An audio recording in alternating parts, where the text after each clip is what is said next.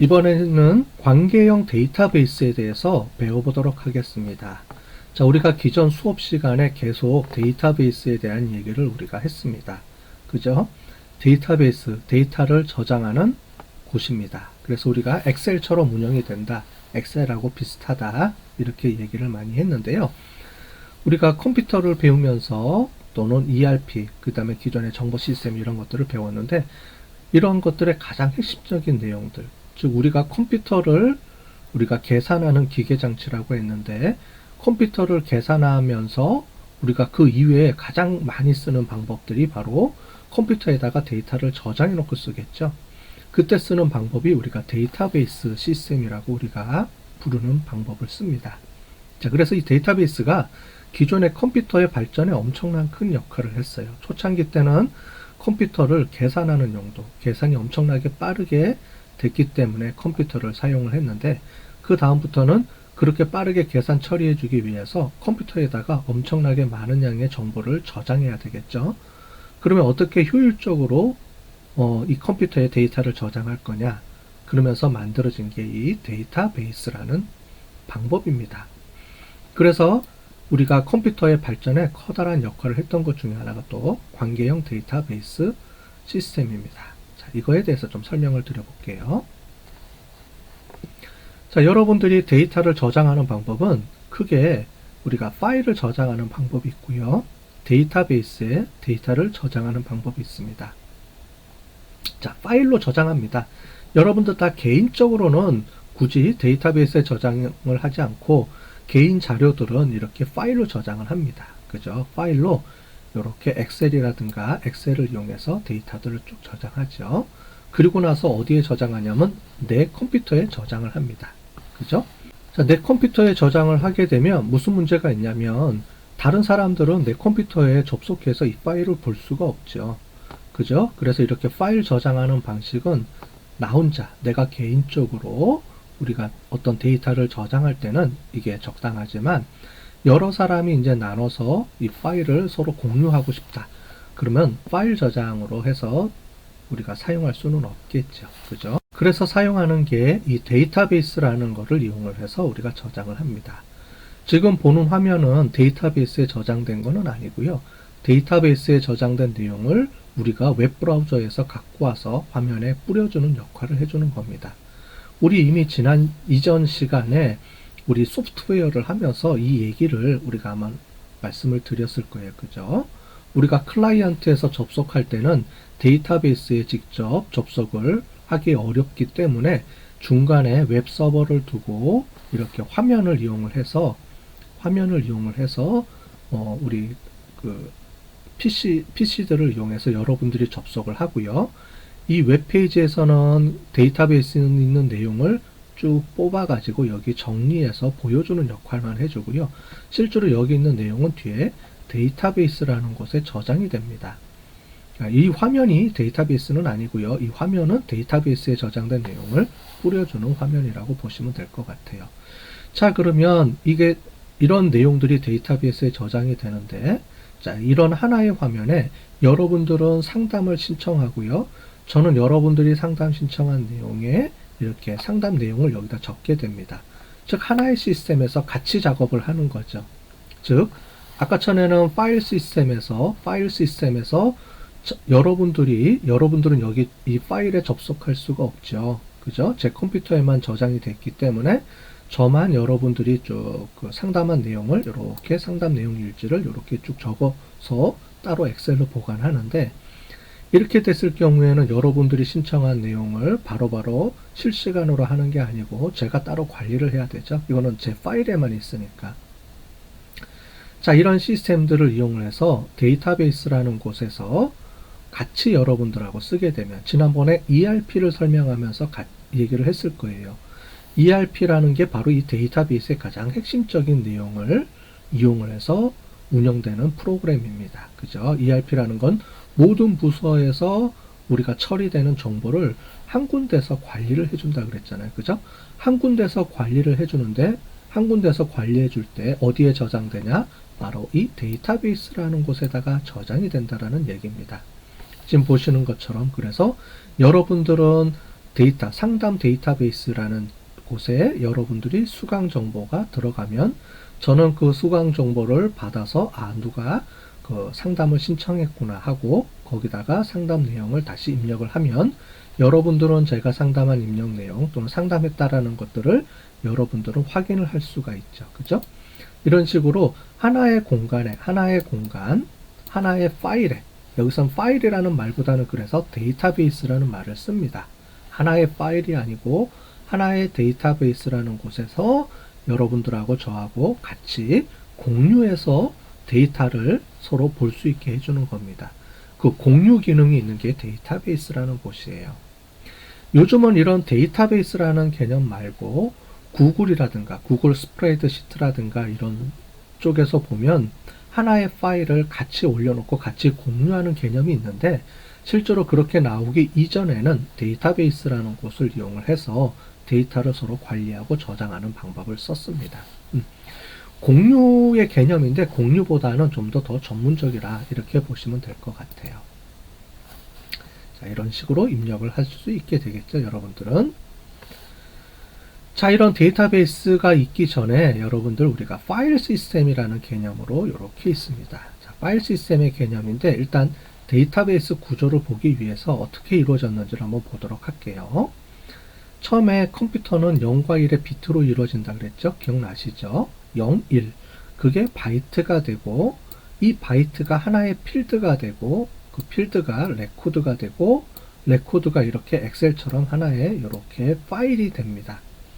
이 파일들이 모여서 이 데이터베이스라는 거를 움직인다라고 되어 있는데 이런 파일 처리 방식, 데이터베이스가 있기 전에는 이 파일 처리 방식까지만 옛날에는 컴퓨터에서 많이 활용을 했어요. 그런데 지금은 이제 데이터베이스 형식으로 씁니다. 자, 초창기 때 데이터베이스가 없던 시절에 이렇게 파일만 이용해서 움직이는 시절에는 아까 전에 보시는 것처럼 여러 가지 많은 한계점들이 있다 그랬어요. 그죠?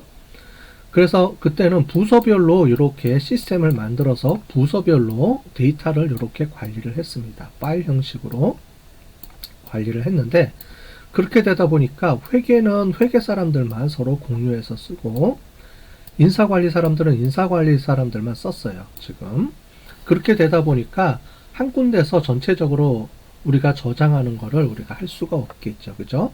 왜냐하면 여기 있는 내용들이 서로 공유를 해야 되잖아요. 회계에 있는 내용과 인적자원관리, 판매, 제조가 서로 데이터를 공유해야 되는데 기존에 있던 이런 파일 방식으로는 문제가 있어서 여러 가지 한계점들이 있어서 만들어진 게 데이터베이스 시스템입니다. 자, 이런 파일 시스템은 데이터가 여러 개가 중복이 돼요. 그죠? 왜냐하면 여기서 고객의 정보, 홍길동이라는 정보가 여기서도 관리가 되고 여기서도 관리가 되고 이렇게 되는 문제점이 있을 수가 있습니다. 예를 들어서 제가 여러분들 상담 정보를 제 엑셀 파일로만 이렇게 따로 저장을 해 봅시다. 자, 그러면 거기에 학생 관련된 정보들이 있겠죠?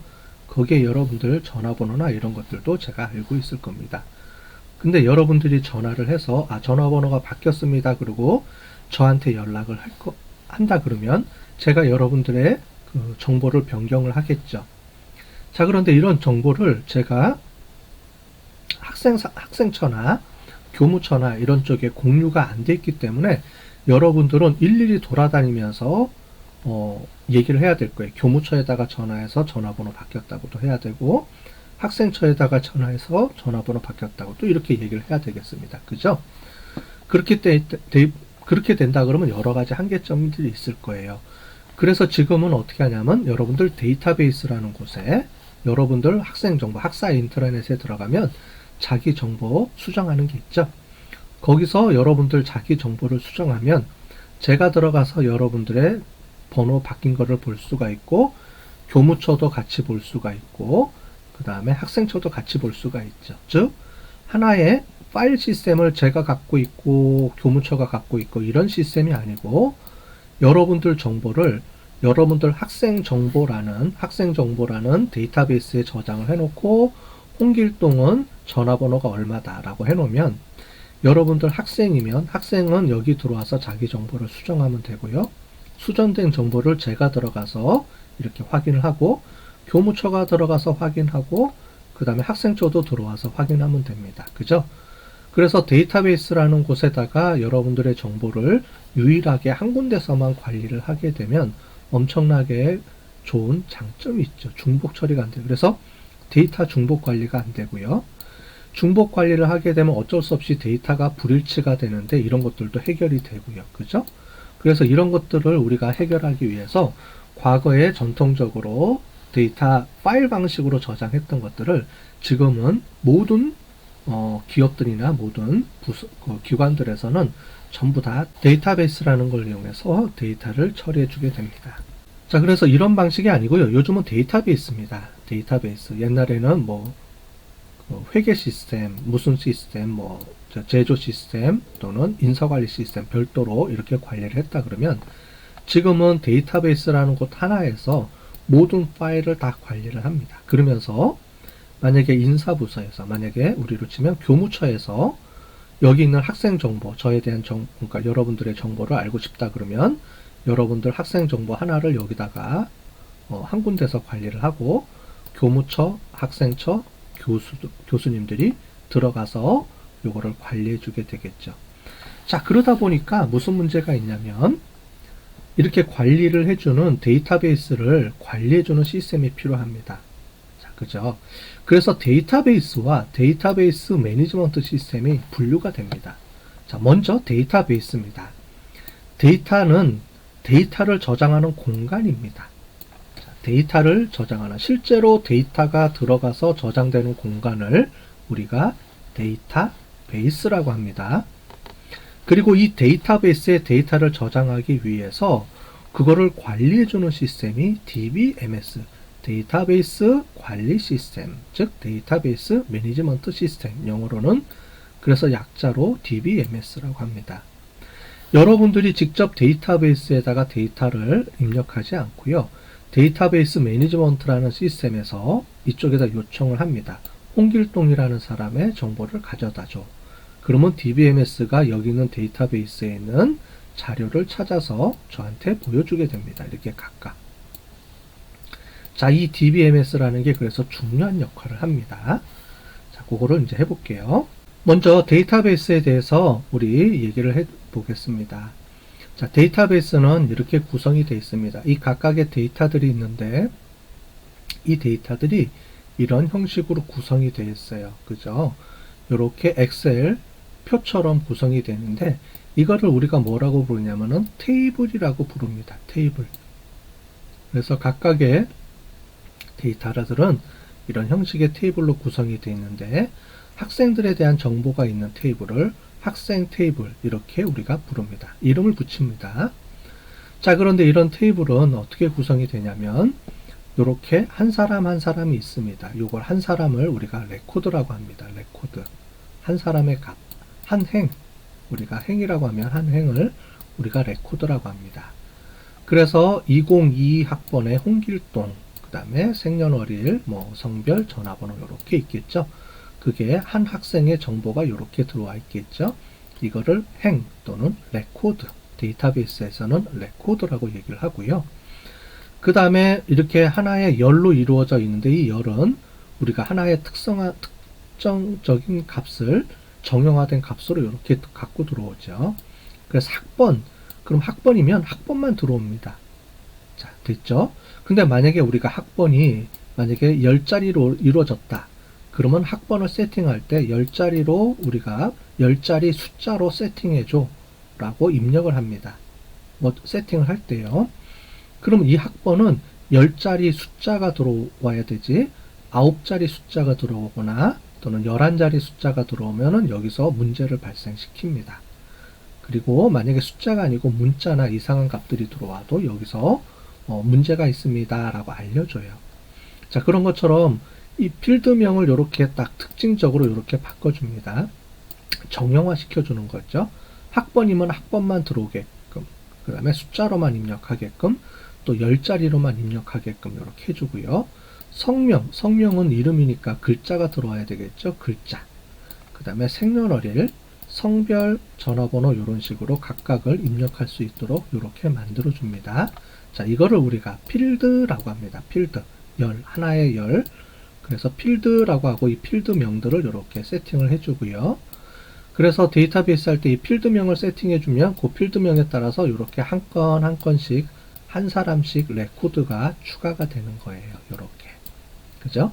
그래서 데이터베이스는 정형화된 데이터를 관리한다라는 말이 뭐냐면 이런 식으로 각각의 필드들을 우리가 정확하게 우리가 어떤 값들만 들어오게끔 딱 세팅을 해줘야 돼요. 만약에 학번인데 숫자가 아니고 문자가 들어오거나 또는 학번을 9자리만 넣어요. 만약에 관리자가 입력하는 사람이 잘못 입력해서 학번을 잘못 입력해서 9자리가 들어올 수도 있고 또는 뭐 13자리, 14자리가 들어오게 되면 여기서는 문제가 있다라고 우리가 막아줘야 되죠. 그래서 이 데이터베이스의 기능이 이런 데이터, 어떤 정형화되지 않은 데이터를 우리가 딱 못 들어오게끔 이렇게 막아주는 역할도 해줍니다. 그래서 데이터베이스는 정형화된 이런 속성들만 이 안에 들어올 수 있게끔 원래부터 이렇게 세팅이 돼 있어요. 그래서 데이터베이스는 말 그대로 정형화된 데이터만 들어온다. 그래서 정형화된 데이터를 저장하는 공간, 그게 바로 데이터베이스, 기존의 데이터베이스가 되겠습니다. 자, 그래서 필드들로 이렇게 돼 있고요. 이 필드들에 한 건 한 건 한 건 데이터가 계속 쌓여지겠죠. 그걸 우리가 레코드라고 하고, 요렇게 우리가 하나의 속성을 가지고 요렇게 필드를 만들어주면 이거를 우리가 테이블이라고 부릅니다. 학생은 학생 테이블이 있을 거고요. 그 다음에 우리 학교에는 교수 테이블이 있겠죠. 당연히. 그죠? 그래서 교수님들마다 이렇게 테이블들이 존재를 할 겁니다. 그죠? 그죠? 그 다음에 교과목 테이블이 또 있을 거예요. 그죠? 교과목 테이블이 있으면 그 교과목이 이렇게 어떻게 돼 있다. 그 다음에 수강 인원이 몇 명이다. 이런 식으로 다 세팅이 돼 있겠죠. 자, 이런 식으로 이렇게 테이블과 테이블이 구성이 돼 있으면 이 테이블들이 묶여져 있는 이 테이블들을 한 군데다가 묶어서 관리해 주는 거를 우리가 데이터베이스다. 이렇게 얘기를 합니다. 자, 그래서 데이터베이스. 특히 뭐 학교에서 보면 우리 강서대학교 수강 데이터베이스. 그러면 수강 정보들이 이렇게 차곡차곡 저장이 되겠죠. 그죠? 그 수강 정보 안에는 학생 테이블도 있고 교수 테이블도 있고 교과목 테이블도 있고 수강 정보 테이블도 있고 그죠?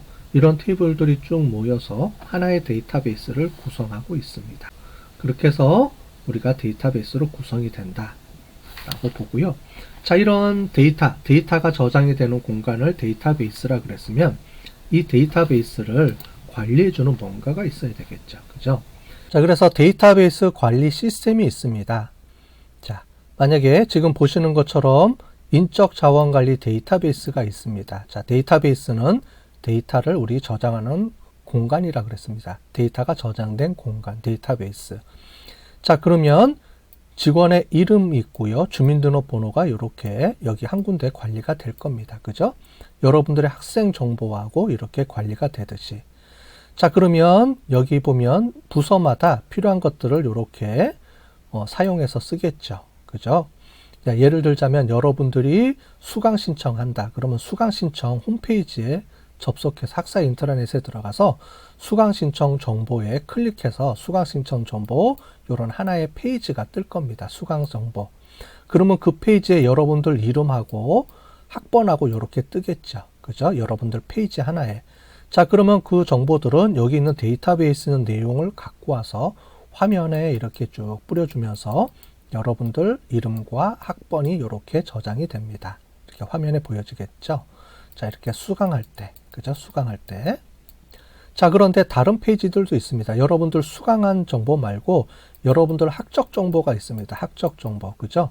여러분들 그동안에 들었던 과목들이 저장되는 메뉴가 있습니다. 그 메뉴를 이렇게 클릭하면 그 위에도 여러분들 이름하고 학번이 이렇게 나와 있습니다. 그죠? 그럼 여기 있는 것도 여기 있는 데이터베이스에서 이렇게 갖고 와서 이렇게 화면에다 뿌려집니다. 여기도 화면에다 뿌려지고요. 즉, 여러분들이 접속하는 모든 이러한 페이지들은 전부 다 여기 데이터베이스에 저장되어 있는 내용들을 바탕으로 해서 한꺼번에 한 군데서 이렇게 관리가 돼요. 여기에 여러분들의 만약에 전화번호가 바뀐다. 여러분들의 바뀐다. 그러면 여기 있는 바뀐 내용을 끌고 갖고 오는 모든 뷰에 바뀐 정보가 들어갑니다. 그죠? 그래서 수정하려면은 요 데이터베이스 한 군데만 수정을 하면 나머지 부분들은 여기 있는 거를 그냥 갖다가 보여주는 거기 때문에 아무 문제 없이 쓸 수가 있습니다. 자, 그런데 이렇게 데이터베이스 한 군데에 데이터가 저장이 되면 각각의 필요한 부서들이나 필요한 페이지에서 이렇게 호출할 때마다 얘를 관리해 줘야 되겠죠. 그저 필요한 부분들을 여기서 끄집어서 이렇게 보내줘야 됩니다. 자, 그래서 이러한 데이터를 저장하고 사용할 수 있도록 관리해 주는 프로그램들을 우리가 데이터베이스 매니지먼트 시스템 이렇게 하고요. 이거를 관리해 주는 시스템을 우리가 소프트웨어라 그래서 별도로 우리가 구매를 해서 사용을 합니다. 그 중에 가장 대표적인 게 오라클이라는 게 있어요. 오라클이 이러한 데이터베이스 시스템 중에서 가장 유명한 소프트웨어입니다. 오라클 시스템, 오라클 데이터베이스. 오라클이 있고요. 사이베이스, MySQL 이런 이 데이터베이스 관리 시스템들이 있습니다. 또는 소프트웨어들이 있고요. 자, 그런데 이런 데이터베이스들은 테이블로 아까 전에 구성이 되어 있다 그랬는데 이 테이블하고 연결을 해줄 때 중요한 게 있는데 그런 중요한 거를 우리가 관계라고 합니다. 즉 뭐냐면 여기는 공급자가 있고요. 이 공급자가 제품에 주는 부품이 있을 겁니다. 이 부품. 자, 그러면 이 부품들이 있는데 이 부품들은 부품 번호들이 있을 거예요. 여러 개가 있겠죠. 부품들은. 자, 그런데 A라는 부품은 만약에 A라는 회사에서 오고 B라는 부품이 있는데 얘는 B라는 회사에서 왔어요. 그죠? 자, 그럴 때 이거를 하나로 이렇게 연결해 줘야 될 텐데 이렇게 연결해 줄 때 이 테이블하고 우리가 연결해 준다. 연결해 주는 방법. 그래서 그거를 우리가 데이터베이스 테이블들을 서로 묶어 준다. 그래서 관계형 데이터베이스라고 부르는 게 있습니다. 자, 데이터베이스는 데이터를 저장해 주는 공간이라고 하고 데이터베이스는 그런 데이터베이스를 관리해 주는 시스템을 데이터베이스 매니지먼트 시스템이라고 했고 그 중에서도 이러한 데이터베이스에 있는 테이블하고 테이블들을 서로 연결해 주는 방법을 우리가 관계형 이런 방법들 중에서 관계로 엮어주는 방법이 있어요. 이 관계 말고 다양한 여러 가지 방법들이 있는데 과거에는 있었지만 지금은 다 없어졌고요.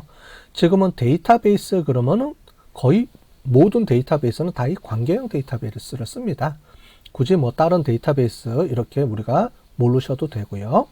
우리가 현재 쓰는 모든 데이터베이스들은 이러한 관계를 이용해서 테이블하고 연결해 준다. 그래서 관계형 데이터베이스가 요즘 나오는 데이터베이스들은 다 이렇게 쓴다. 이렇게 보시면 될 것 같아요. 자, 그런데 이 테이블하고 서로 붙여줘야 되는데 붙여줄 때 서로 연결해 줄 때 가장 좋은 게 뭐냐면 여기 있는 번호로 연결해 줍니다. 번호. 자, 그래서 이 부품 만약에 이거를 우리가 공급자를 모른다고 해봅시다. 공급자를 모르면 이 부품 번호가 이렇게 나옵니다. 이렇게 나오는데 이 부품은 공급자 8259라는 공급업체가 제공한 부품입니다. 이렇게 뜨면 자 8259라는 번호만 있으면 제가 무슨 말인지 모르겠죠. 그죠? 8259 이게 공급업체 이름이 뭐야? 그러면 이 8259라는 거를 가지고 이 공급자 테이블로 이렇게 접속을 해서 보면 8259가 뭐야? 라고 이렇게 보면 여기 보면 공급업자 이름 CBM이라는 회사고요. 뭐 고리 어디에 위치했는지 이렇게 쭉 뜨겠죠. 그래서 이것만 알면 여러분들이 공급자 테이블에 있는 데이터를 통째로 이렇게 확인을 할 수가 있습니다. 그죠? 그래서 실제로 우리가 부품이라는 곳에 이 공급자에 또 이렇게 쭉 이렇게 연결하고 또 쭉 연결하면 같은 공급자면 얘랑 같은 공급자거든요. 그러면 여기 또 정보가 이렇게 들어가면 여기도 들어가고 여기도 들어가고 여기도 들어가고 동시에 3개가 들어가잖아요. 그래서 이런 것들은 우리가 한 군데서 모아서 이렇게 공급자라는 테이블에 한 군데서 전체적으로 관리를 하고 이 부품이라는 데는 이 공급자 번호만 갖다가 쓰면 됩니다. 얘는 8259가 만들었어요. 얘도 8259가 만들었어요. 얘도 8259가 만들었어요. 라고만 해주면 우리가 필요할 때 8259에 라는 공급자의 전화번호와 또는 공급자 이름, 회사명을 알고 싶으면 이 번호를 가지고 이 공급자 테이블에 가서 확인만 하면 됩니다. 이 번호를 딱 넣어주면 이게 뜨겠죠. 자, 그래서 이러한 테이블과 이러한 테이블 사이에 우리가 연결시켜 주는 거는 뭐가 있냐면 이 키라는 겁니다. 키라는 게 뭐냐면 여기서는 키라고 하는데 기본적으로 여러분들 우리 주민등록번호, 여러분들 또는 학번 이런 거를 우리가 키라고 합니다. 그래서 키가 있으면 이 키를 이렇게 뒤에다가 붙여주면 이 키가 들어가 있는 테이블하고 서로 연동이 됩니다. 자, 이러한 방식으로 테이블과 테이블 사이를 키를 가지고 서로 연결해주는 데이터베이스 시스템을 우리가 관계형 데이터베이스 시스템이라고 하고, 지금 나온 모든 데이터베이스 시스템은 이 관계형 데이터베이스들을 다 사용을 합니다. 자, 그래서 이 키라는 게 중요합니다. 그래서 만약에 제가 여러분들 수강 신청 정보에 여러분들 이름을 몰라도 돼요. 수강 신청 정보에 뭐 이렇게 쭉 떴는데 여기에 여러분들 학번만 쭉 있으면 이 학번만 갖고 여러분들의 전화번호 이런 것들을 제가 다 확인이 가능합니다. 왜냐하면 여러분들 정보는 여기에 학생 테이블에 이렇게 저장이 되어 있습니다. 자, 그러면 저는 여러분들 학번을 가지고 누군지 알고 싶다 그러면 학번을 가지고 이쪽에 접속을 하면 여러분들 이름, 그 다음에 주소, 그 다음에 전화번호 이런 것들을 확인을 해서 제가 상담할 때 필요하면 전화해서 이렇게 상담도 할 수가 있고 여러분들을 이렇게 체크해 줄 수가 있어요. 그죠? 왜냐하면 여러분들 학생은 학번이 유일한 번호죠. 그래서 학번을 가지고 체크를 합니다. 홍길동이면 홍길동이 여러 명이 있을 수가 있잖아요. 학번마다 홍길동이 여러 명이 있을 수가 있기 때문에 보통 이렇게 키를 관리할 때는 이름으로 관리하지가 않고 학번 또는 주민등록번호, 유니크한 번호만 갖고 우리가 활동을 하게 됩니다. 자, 그래서 관계형 테이블에서 중요한 거는 바로 이 키라는 개념입니다. 이 키라는 거는 학번, 주민등록번호 이런 거다. 이거를 이용해서 테이블하고 하나의 테이블과 그 다른 테이블을 서로 연결해 주는데 이렇게 선을 긋는 게 아니고요.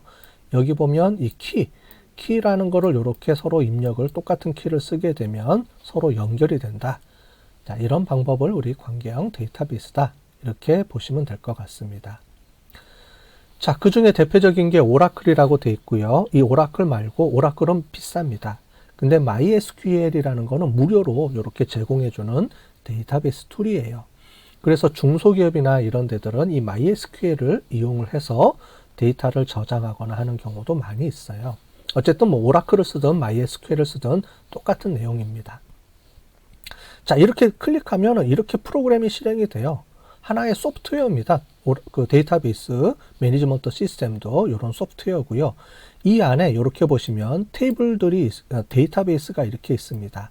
데이터베이스가 있고요. 이 안에 테이블들이 있어요. 좀 더 구체적으로 쪼개보면 이렇게 되어 있습니다. 자, 그래서 테이블 테스트라는 이렇게 들어가 있는데 테스트라는 데이터베이스에 테이블이 있는데 테이블에 이그잼 테이블, 즉 시험 테이블, 그 다음에 교과목 테이블, 학생 테이블 이렇게 해서 이런 테이블들이 존재하고요. 그 안에 이렇게 필드들, 이게 필드명들입니다. 필드들이 이렇게 존재합니다. 요거는 제가 여러분들 학생 성적 정보 관리할 때 제가 임의대로 만들어서 쓰는 그런 테이블이었었거든요, 옛날에. 이런 식으로 구성을 하면 여러분들 정보나 이런 것들을 제가 관리해 줄 수가 있는 거죠. 물론 이거는 제가 연습용으로 만든 거고, 학교에 보면 우리 학사 인트라넷에는 이런 식으로 다 구분이 되어 있습니다. 그래서 여러분들 학생 정보 테이블, 그 다음에 그 수강 테이블, 교수 테이블 이런 것들이 있겠죠. 자, 그 안에 이렇게 저장이 됩니다. 실제로 이렇게 클릭하면 여기 보면 지금 보면 요 클릭을 딱 하게 되면 이런 식으로 데이터가 뿌려집니다. 자, 그래서 보시면 2012년 10월 16일 날 6번이라는 6번 강의 과목을 요 학생이 수강을 했는데 점수가 74점입니다. 이런 내용이에요. 자, 그럼 보면 교과목 6번 했는데 6번은 우리가 모르잖아요. 그러면 여기 보면 교과목 테이블 있죠. 이 테이블로 딱 접속을 하게 되면 얘는 경영학 개론이구나, 아니면 통계학 개론이구나 라고 요거를 확인할 수가 있죠. 자, 요 번호는 우리가 모릅니다. 누군지. 요 번호를 클릭하면 앞에 보면 요 학생 테이블에 접속을 하면 이 학생 테이블에서 이 학번이 누군지 이렇게 갖고 와서 학생 이름도 제가 확인할 수가 있습니다. 자, 이런 식으로 관리가 되는 시스템이 바로 데이터베이스, 또 이 데이터베이스를 관리해주는 MySQL 같은 프로그램을 우리가 데이터베이스 매니지먼트 시스템, DBMS라고 이렇게 부릅니다. 자, 이 데이터베이스라는 곳에다가 데이터를 입력하고 이거를 갖고 와야 되겠죠. 그런 언어를 우리가 SQL 언어라고 합니다. SQL 언어는 Structured Query Language입니다. 쿼리라는 게 질문이죠. 그래서 데이터베이스 매니지먼트 시스템에다가 데이터를 넣어달라 요청을 해야 돼요. 그런 것들을 우리가 SQL 언어라고 하는데 어떻게 이루어졌냐면 이렇게 이루어졌는데 이거보다 요거를 보시면 될 것 같아요. 자, 이거는 별로 중요하지가 않고요. 자, SQL 언어라고 하면은 여러분들이 주로 요걸 합니다. 데이터베이스는 되게 복잡할 것 같지만 의외로 간단합니다. 데이터베이스는 데이터를 저장하는 공간이라 그랬어요. 여러분들이 이 데이터베이스에다가 주문을 하고 싶은 거는 명령은 뭘로 해야 되냐면 첫 번째, 데이터를 저장해 주세요 라고 DBMS에다가 요청을 해야 되겠죠. 그럴 때 insert 데이터 저장해 주세요. 이러이러한 데이터를 저장해 주세요. 저장된 데이터를 수정하고 싶어요. 그러면 업데이트 해 주세요. 필요 없으면 삭제해 주세요. select 기존에 있던 거 갖다 주세요. 이렇게 합니다. 만약에 여러분들이 처음에 수강을 딱 합니다. 그러면 수강 정보 하면 insert에서 여러분들이 수강 신청해서 버튼, 저장 버튼을 누르면 insert 해서 데이터베이스에 요청을 하겠죠. 여러분들이 보는 이 화면에 제일 마지막에 저장 버튼을 누르면 그 프로그램을 개발한 사람이 저장 버튼을 누르는 순간에 insert라고 우리가 만들어서 데이터베이스에 전송을 해줍니다. 자, 그러면 데이터베이스는 여러분들이 수강한 정보를 인서트로 받아서 어떤 특정한 공간에 아까 전에 만들었던 테이블에다가 저장을 해주게 되죠. 자, 했는데 다른 과목을 듣고 싶어요. 그러면 수정이 가능하죠? 그러면 기존 데이터 없애주는 것도 필요하겠죠? 그 다음에 자료조회, 내가 지난 학기 때 수업 들었던 것 좀 보고 싶어요. 아니면 기존에 수업 들었던 게 뭔지 확인하고 싶어요. 그러면 이렇게 셀렉트를 하게 됩니다. 그래서 아주 간단해요. 데이터베이스 관리 시스템은 insert, update, delete, select 이 네 가지 구문으로 이루어집니다. 자, 그래서 간단하게 이렇게 돼 있습니다. insert, 특정한 테이블에 이런 데이터 넣어주세요. 업데이트 해주세요. 이것 없애주세요. 그 다음에 이러이러한 조건으로 데이터를 갖다 주세요. 예를 들자면 김씨라는 성이 있는 김씨만 다 갖다 주세요. 그러면 이런 식으로 짜서 보내주면 됩니다. 자, 이런 데이터베이스 구조가 있습니다. 자, 이게 그래서 이런 어문을 SQL이라고 우리가 언어라고 부르고요. 그래서 데이터베이스를 SQL이라고 우리가 같이 상호 부른다고 그랬습니다. 그죠? 그래서 지난번에 우리 빅데이터 프로세스 할 때 그 배웠던 내용 중에 기억나신 게 있죠. 스쿱은 SQL2 우리가 하둡 해서 이름을 스쿱이라고 불렀죠. 그때 앞에 그 스쿱의 SQ가 바로 이 SQL의 약자라고 했습니다. 그 데이터베이스를 의미합니다.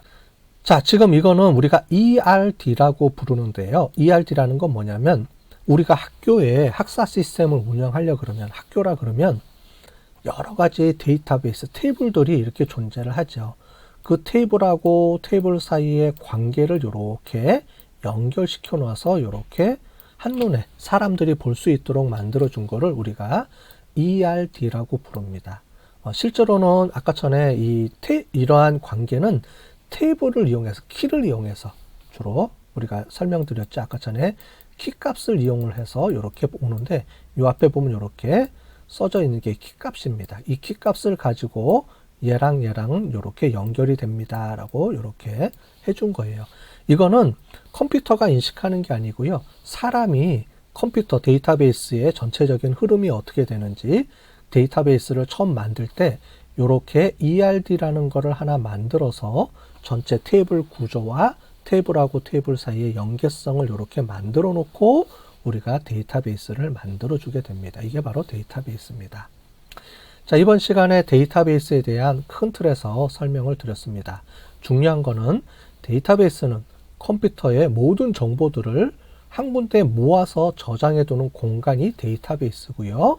그 데이터베이스를 잘 관리해 주기 위해서 데이터베이스 매니지먼트 시스템이 존재를 한다. 그리고 요즘 나오는 데이터베이스는 테이블하고 테이블 사이 연결해 주기 위해서 키라는 걸 이용해서 서로 관계를 맺어주는 그런 관계형 데이터베이스를 사용한다. 이렇게 이해를 하시면 좋겠습니다.